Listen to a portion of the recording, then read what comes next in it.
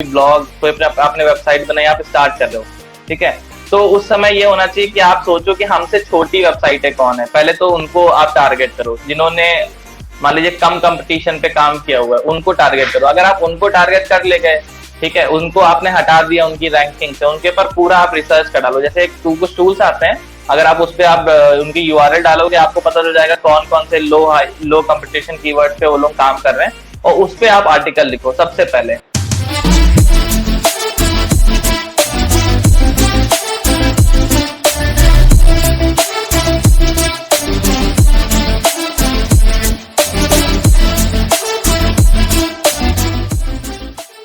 Here we have with us Mr. Abhishek Shekhar. He is a very experienced person. He has experience in content creation, web designing, digital marketing. He has trained over hundreds and thousands of students to website development in WordPress. And today he's going to be talking about WordPress. So let's just have you here, sir, and let's just know about your experience. Hi everyone, my name is Abhishek Shekhar and पिछले 3 साल से मैं digital marketing पढ़ा रहा हूँ as a trainer. और अभी मैं स्किल रीडिस्कवरी के साथ हूँ एक कोर्स के साथ जिसका नाम है वर्डप्रेस। इसमें हम लोग वर्डप्रेस के बारे में सीखेंगे और वर्डप्रेस के बारे में आपको बताएंगे। पिछले 3 सालों में मैंने काफी सारे स्टूडेंट्स को पढ़ाया हुआ है जो अभी कहीं ना कहीं जॉब कर रहे हैं, कहीं कुछ लोग तो ट्रेनर हैं, एज अ ट्रेनर भी हैं, और 60 प्लस जो लोग थोड़ा सा एजेड हैं उनको भी मैंने ट्रेनिंग दी हुई है। काफी टफ होता है ऐसे लोगों को थोड़ा सा ट्रेन कर पाना, क्योंकि उस टाइम वो उतने मतलब गैजेट फ्रेंडली नहीं होते हैं, ठीक है, लेकिन उनके साथ भी मैंने काम किया हुआ है। तो इस तरह से कुछ जर्नी रही है अब तक की, ये चीज था। Right sir, wonderful. तो सर मैं ये भी जानना चाहूंगी कि वर्डप्रेस से जब आपने आप डिजिटल मार्केटिंग में भी काम कर रहे थे और वेबसाइट डिजाइनिंग में भी आपका काम चल रहा था, तो वर्डप्रेस में एक बहुत बड़ा रोल प्ले करता है वर्डप्रेस में, क्योंकि हम उसमें कंटेंट वाली चीजें सब कुछ इन्वॉल्व करते हैं। तो डिजिटल मार्केटिंग पहले आया कि आपने पहले वर्डप्रेस से शुरू किया? पहले तो ये था कि जैसे मैं जब ग्रेजुएशन में था उस टाइम पे मेरे को ये था कि भाई हमने स्टार्ट किया कि कैसे ऑनलाइन अर्निंग करते हैं। तो ऑनलाइन अर्निंग में मैंने जब सर्च करना शुरू किया तो पता चला कि भाई आप ब्लॉग बना करके वहाँ पे आर्टिकल लिख के एडसेंस से अर्निंग कर सकते हैं। तो फिर मैं थोड़ा रिसर्च चालू करी। रिसर्च करने के बाद में फिर मुझे पता चला कि भाई डिजिटल मार्केटिंग एक चीज होती है। फिर मैंने उस वर्डप्रेस को सीखा, समझा, ठीक है, वहाँ पे अपना एक आर्टिकल डाला, आर्टिकल मतलब एक वेबसाइट बनाई। उस वेबसाइट का नाम था gadgetkhazana.com। तो वो बहुत टाइम हो गया उसको, करीबन मुझे लग रहा है 4-5 साल हो गए, अब तो बंद भी हो गई, लेकिन वो विदाउट एनी मैंने मतलब कोई ट्रेनिंग करे हुए उसको करके एडसेंस अप्रूव करा करके थोड़ा बहुत अर्निंग आने लगी थी उससे। फिर मैंने एक प्रॉपर ट्रेनिंग ली, उसके बाद में जाकर के फिर मैंने एक अच्छा सा वर्डप्रेस सीखा, उस पर काम किया। उसके बाद मैं फिर लोगों को ट्रेनिंग देता था कि आप लोग कैसे क्या कर सकते हो।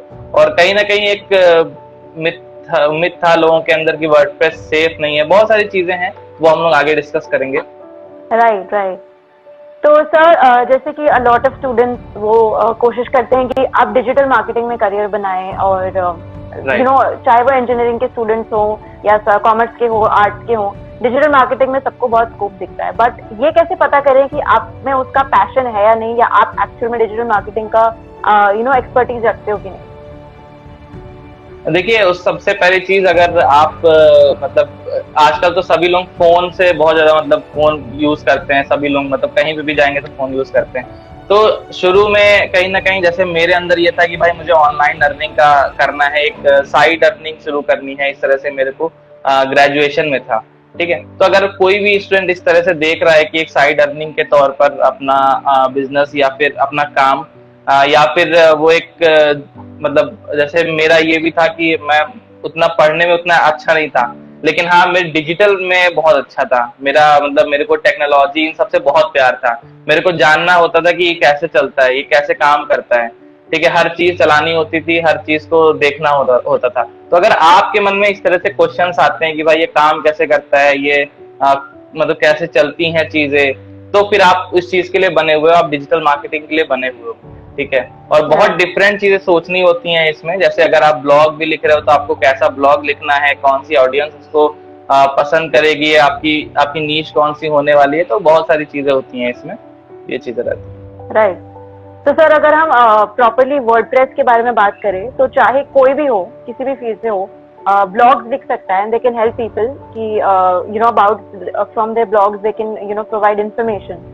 So if someone has to start writing blogs, so there are 2-3 ways. तो blogs की भी वेबसाइट है, but WordPress something जो सबको पता रहता है। So what would you Right. suggest कि सीधे WordPress से स्टार्ट करें या कहीं अलग से पहले प्रैक्टिस करें, क्योंकि WordPress पे चीजें पब्लिश होंगी, आपकी रेपुटेशन बनती, क्या आप सजेस्ट करेंगे? नहीं, मैं तो सजेस्ट करूंगा कि सीधे वर्डप्रेस पे आना चाहिए। वर्डप्रेस आपको बहुत हेल्प करेगा, आप कहीं और जाओगे बहुत मेहनत लगेगी, उतना अच्छा आप एसईओ नहीं कर पाओगे, बहुत सारे मतलब बैरियर्स आएंगे, लेकिन वर्डप्रेस में ऐसा नहीं है। वर्डप्रेस उसके खुद के एसईओ के प्लगइन्स होते हैं, वो खुद बता देगा कि आपका एसईओ सही नहीं है, ठीक है। उसकी लोडिंग स्पीड काफी अच्छी होती है, उसमें कई सारे प्लगइन्स आते हैं जो आपके ब्लॉग को और बेहतर बनाएगा, डिजाइन को और बेहतर बनाएगा, ठीक है। इस तरह की चीजें हैं जो कि वर्डप्रेस में ज्यादा अच्छी है as compared to any other platform, any other CMS में कहूँ या any other platform. So you are suggesting that WordPress is safe, right? Yes yes yes. Right. तो सर मुझे ये भी जानना है कि if I have to start writing on WordPress tomorrow, तो बहुत बार मेरे साथ ऐसा हुआ है कि मैंने वर्डप्रेस पे आईडी भी बनाई, मैंने 1-2 बार ब्लॉग्स भी लिखे, बट बिकॉज नॉलेज कम है तो you know website banana, template choose करना और सब कुछ, तो मैं थोड़ा सा डिमोटिवेट भी हो गई थी कि कैसे लिखूं, कैसे क्या स्टार्ट करूं। So what would you suggest, अगर किसी को लिखना है, उसको शौक भी बहुत है, उसका कंटेंट भी है, तो वर्डप्रेस के लिए या तो वो कहीं से यूट्यूब से कुछ देखे या फिर कुछ कोर्स करे, व्हाट वुड यू सजेस्ट? देखिए, शुरू में तो आप कोई भी चीज नहीं करने जाओगे तो आपको दिक्कतें होंगी, ठीक है। वर्ड और ऑनलाइन इंडस्ट्री में तो बहुत दिक्कतें होने वाली हैं, क्योंकि बहुत सारे ऑप्शन एकदम सेम लगते हैं, ठीक है।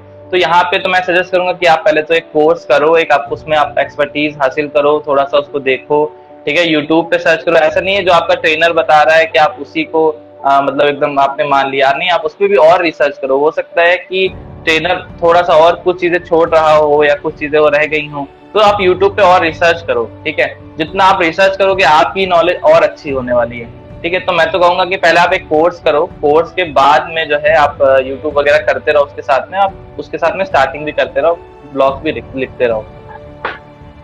Absolutely right, right sir. और सर अगर हम ये कहें कि जैसे किसी को अपना बिजनेस डेवलप करना है, तो वर्डप्रेस का कितना बड़ा रोल है उसमें? अगर मान लो कोई भी ऑनलाइन फार्मास्यूटिकल्स का हो या फिर किसी भी टाइप का बिजनेस हो, तो वर्डप्रेस किस हद तक हेल्प करेंगे?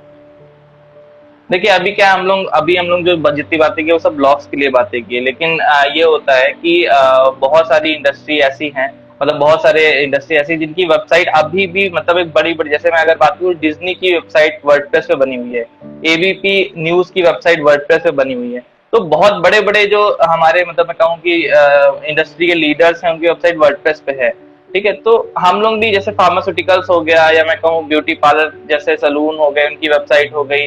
हमारे बहुत से क्लाइंट्स हैं, रियल एस्टेट के क्लाइंट्स हैं, ब्यूटी पार्लर के क्लाइंट्स हैं, ब्यूटी सलून के क्लाइंट्स हैं, मैं कहूँ तो नर्सरी के क्लाइंट्स हैं, जो ये प्लांट नर्सरी होते हैं, इनके क्लाइंट्स हैं, ई कॉमर्स वेबसाइट्स हैं। तो हमने लगभग हर ज्यादातर वेबसाइटें वर्डप्रेस पे होस्ट करी हुई है, वर्डप्रेस पे बनाई है, और कोई दिक्कत नहीं आती है, ठीक है। अगर दिक्कत आती भी है कहीं ना कहीं तो वो उसको रिजॉल्व करी जा सकती है, ऐसा नहीं है कि रिजॉल्व नहीं करी जा सकती है, कोई प्रॉब्लम आती है। Awesome, awesome. एंड सर ये तो सारी हमने टेक्निकल बातें की, but running back in time मुझे जानना है कि जब आपने अपना करियर स्टार्ट किया था, तो पहले दो क्वेश्चन होंगे मेरे कि पहले तो आपने जो करियर अपना स्टार्ट किया था वो पहला क्या करना शुरू किया था, लाइक सिर्फ डिजिटल मार्केटिंग थी या फिर कुछ और भी आप कर रहे थे?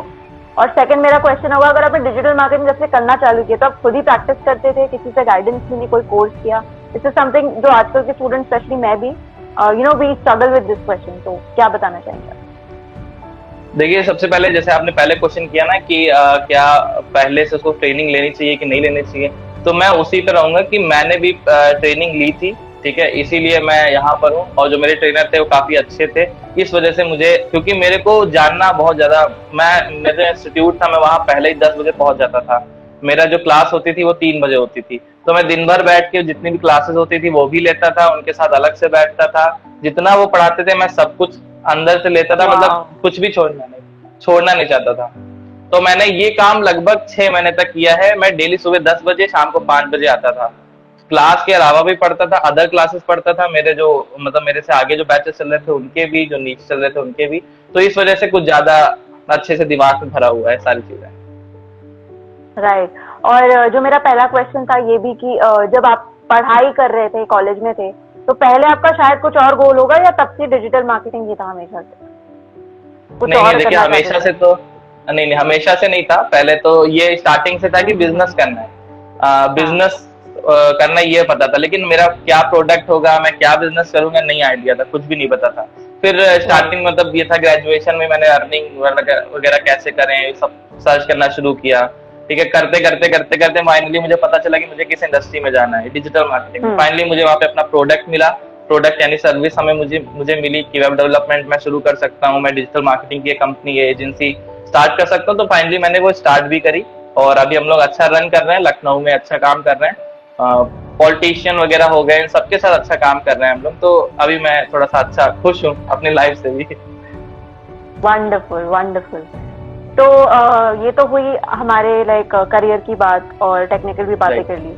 अब अगर मैं स्पेसिफिकली बात करूँ कंटेंट से रिलेटेड, तो कंटेंट क्रिएशन है आजकल, लिखना सब जानते हैं, सब लिख भी लेते हैं, बट जब बात आती है अपने कंटेंट को रैंक कराने की, वेबसाइट को रैंक कराने की, आपके ब्लॉग्स, आपके कंटेंट के थ्रू, तो मुझे जानना है कि there are lot of students जो लिखते हैं, सब करते हैं, बट दे आर लाइक कि रैंक नहीं कर रहा या कुछ प्रॉब्लम्स आ रही हैं। तो एसईओ से रिलेटेड क्या टिप्स देना चाहेंगे आप हमारे स्टूडेंट्स को? किस तरीके से लिखना शुरू करें, या क्या माइंड में हो, क्या हो? देखिए सबसे पहले तो मैं ये टिप दूंगा कि सबसे पहले तो अपने कंपटीटर एनालिसिस करिए। जहां पे भी, जिस भी मार्केट में जो भी ब्लॉग आप लिख रहे हो, उसका आप देखो उस ब्लॉग में क्या लिखा हुआ है, कितने वर्ड्स लिखे हैं, कितनी इमेजेस यूज करी हैं, क्या टिप्स दिए हैं। ठीक है, आप उनसे प्लस कोई भी चीज लिखो। ठीक है, क्या उन्होंने कीवर्ड डाले हैं, क्या उस कीवर्ड की वॉल्यूम कितनी है, कंपटीशन कितना है। अगर आप ये सारी चीजें सर्च करोगे और अच्छा टाइम दोगे उस आर्टिकल को लिखने में, ठीक है, जैसे मान लीजिए मैं एग्जांपल देता हूँ कि एक कोई पर्टिकुलर कीवर्ड है, उसका जो सर्च वॉल्यूम है वो 500 या 1000 है।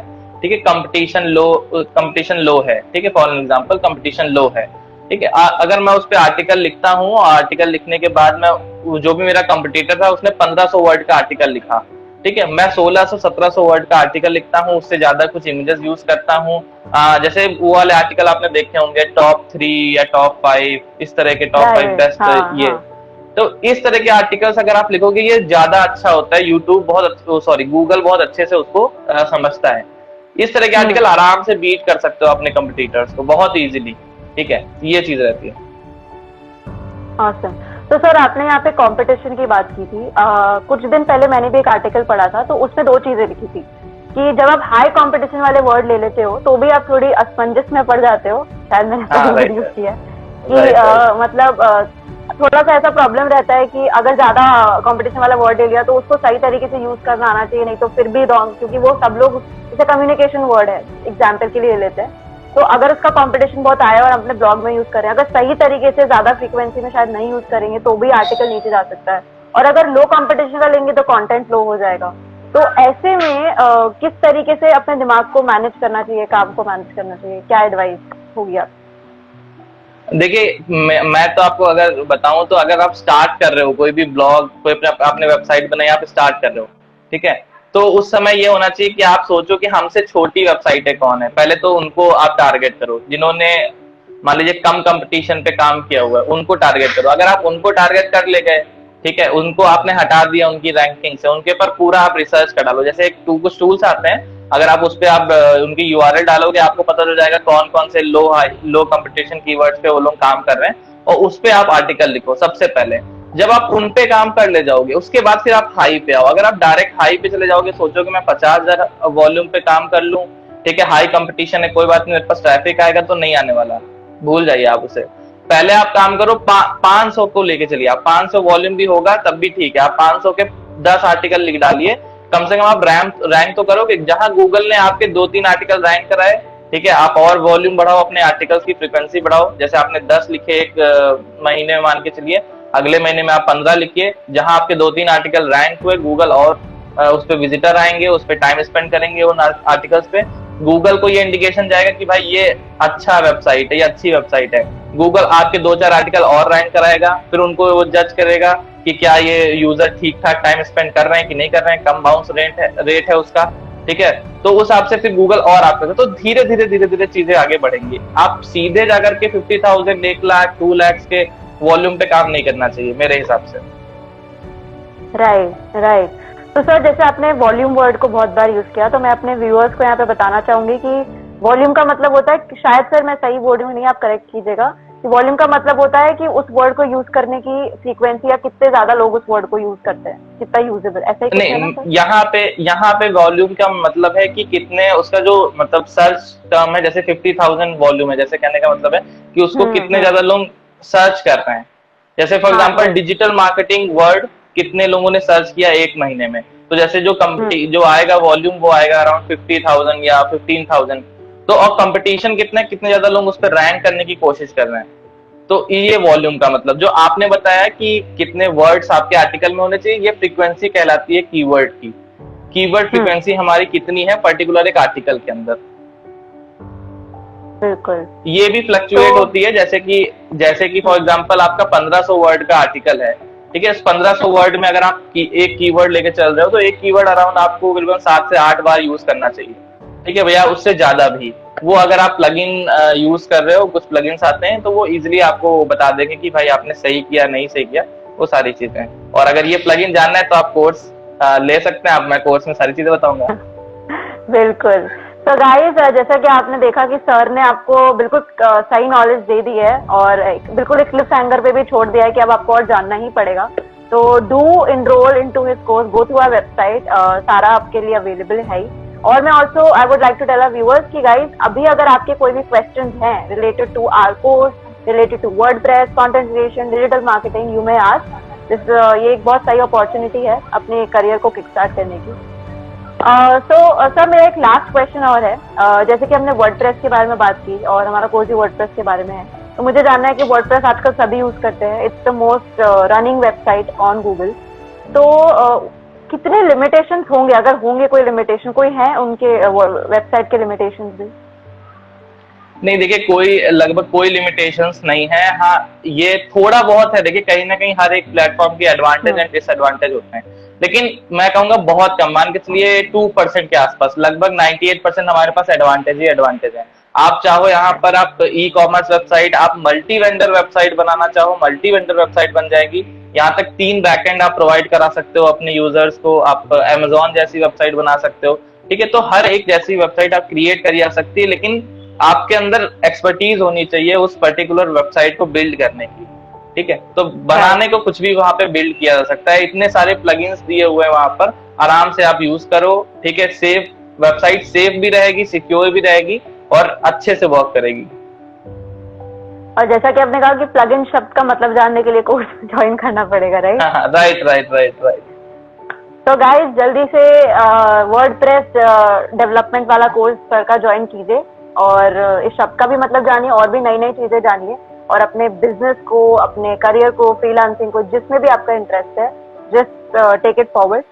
तो sir thank you so much. I think जितना भी आपने हमें बताया, we are definitely going to take a lot from it, और आपके कोर्स के थ्रू और भी ज्यादा पता चलेगा। Thank you so much for joining us today. It was really nice. Thank you so much to Skill Discovery जिसने ये अपॉर्चुनिटी मेरे को दी, ठीक है। और thank you so much Shivani, thank you so much.